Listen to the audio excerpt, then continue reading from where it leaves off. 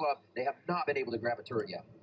It's going to be tough for them to try and stall this one out because that's kind of all they would hope for in this situation is the Corn could get enough wave clear that Jason Mundo could be a late game powerhouse. However, I mean, it was just half a game ago, around 12 minutes, that Starhorn Royal Club had a gold lead. That's how quickly this game has devolved into a Samsung White resounding victory. They're now 13,000 gold ahead. I can't believe how fast Dandy has stacked up his Feral Flare, actually. He's at 17 stacks after his transformation already. It's just absolutely absurd. He is all over the map, but that is just like everyone else on Samsung White. They have the Janna with Captain Boots to make things just a little bit quicker, and do not expect them to let off the gas pedal.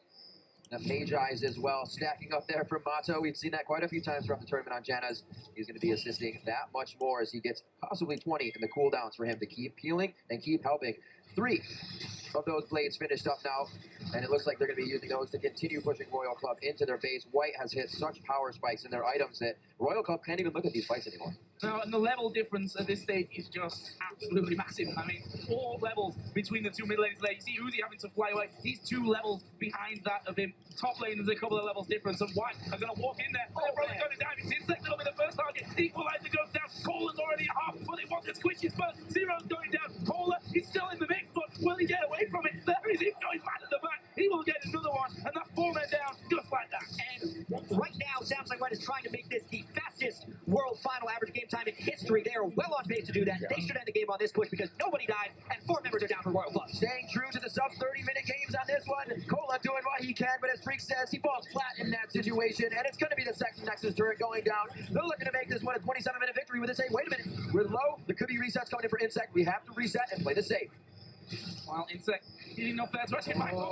He's going to come up, flashes over as well, and they pick up another kill, and we'll just back off saying, okay, we need to protect the top tower. Let's not lose any towers in this one. Lupa will use his teleport to go all the way back and keep that tower alive. May as well. You got to keep all your buildings alive. They win and lose as a team. The blue side of the map is helping them in this one with all those turrets. Honestly, they are so far ahead. They dive so well. This is now a 19,000 gold lead, nearing the largest gold lead in a World Finals history. Let's check this out again. Just Dandy popping his ult. The instant he goes stealth, he gets to leap an instant stun on Insect. They don't let him get stealth because of the pink ward.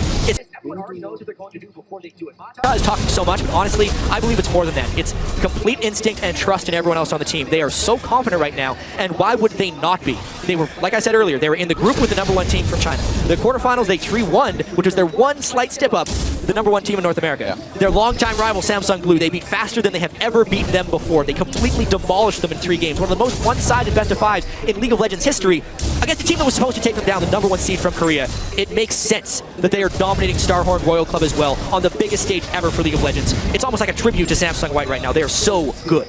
A tribute that they have written and they're playing right now. 40 seconds on the Baron. Don't even know if they're going to need to go back for this one. And it looks like the final push may be had here. Kills going down to Royal Club. It could be Uzi going down. He's forced to use Summer Heal. One last shot, and the Venom takes him down. Insect falls just as fast right after Uzi. That's 4 instant kills. Cola only living because he has the HP to do so. And the Nexus, having less than him, is going to go down quite fast. They keep it under 30 minutes. The final hits call it 29-12 on the clock. Game 2 to White. Game point for the 2014 World Championship. And really, World Championship point is upcoming. 3 more games for Samsung White. They just have to win one of them.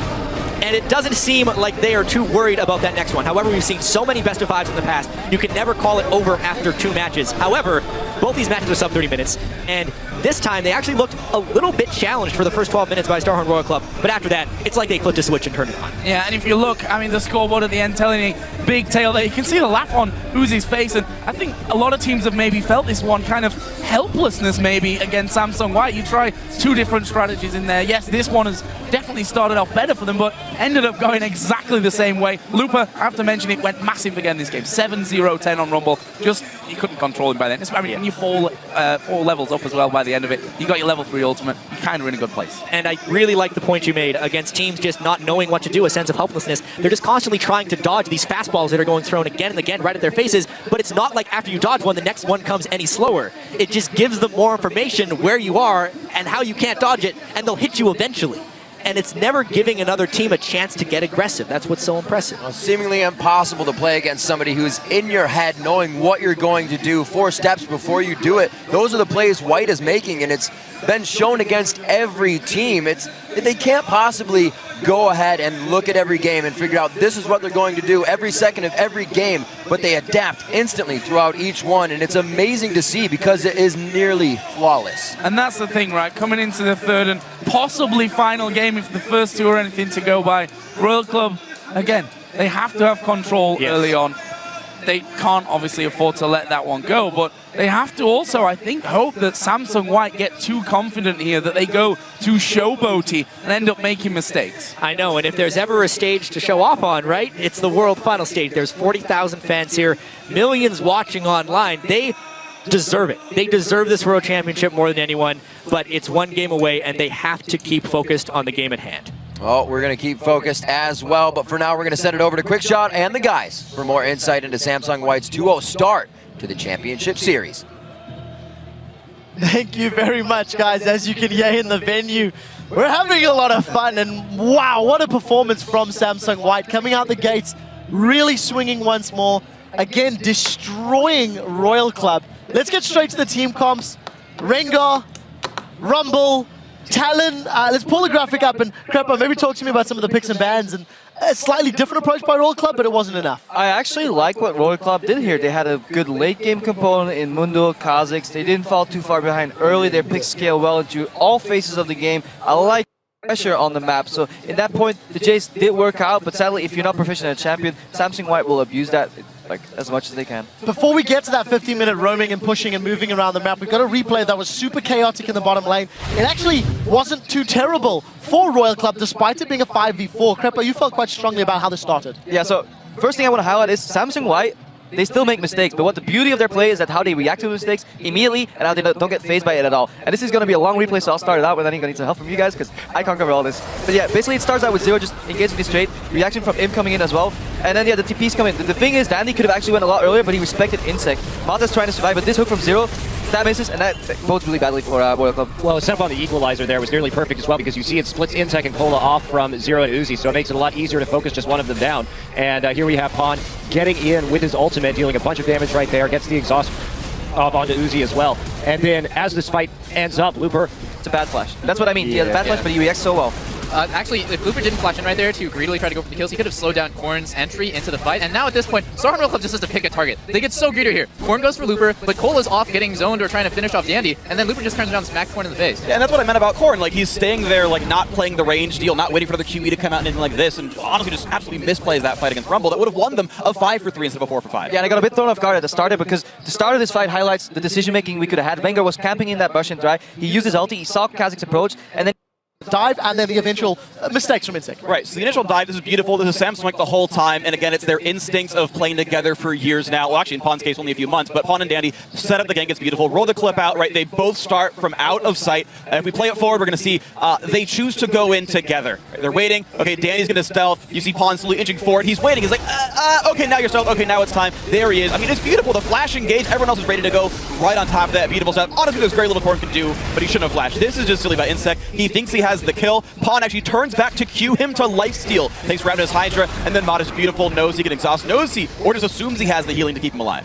Yeah, just can't assume the burn was going to finish it off. They double it. It burned him in the end. About some of the decision-making or misplays, plays from either squad? I was going to say, after that first replay, it just goes to show Samsung White is just so ahead of the game. Yeah, they misplayed that first fight, and they ended up trading kills when it could have been more clean, or potentially actually a loss for them. But Samsung White, it looks like they're the Power Rangers, and like Royal's just like a hot dog or something. Like, they can't do anything. They're sitting in lane. They're just doing really, they're just doing normal things that actually would get them ahead if they're against anyone except for Samsung White. They're playing aggressively. They're pushing their lanes. They're looking to group. They're done when they face off against Starhorn Royal Club in Game 3 of our championship finals.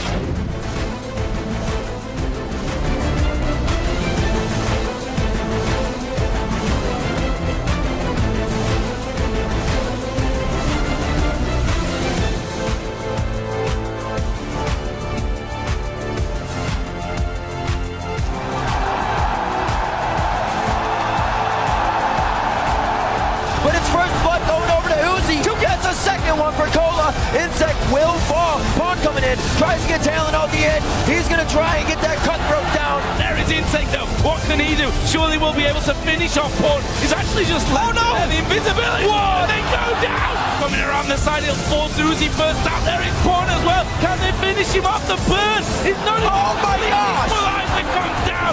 they're probably going to damage. Insect that'll be the first target. Equalizer goes down. Cola's already at half, but they want the squishies first. Kills going on to Royal Club. It could be Uzi going down. He's forced to use Summer Heal. One last shot and the Venom takes him down. Insect falls just as fast.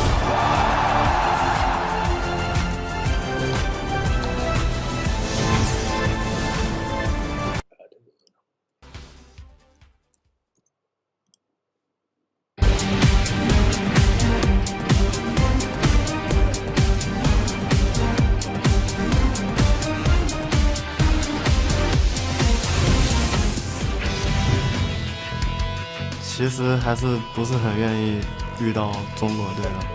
自己就小组赛的时候没有打得特别好，没有取得第一，就是感到很失望。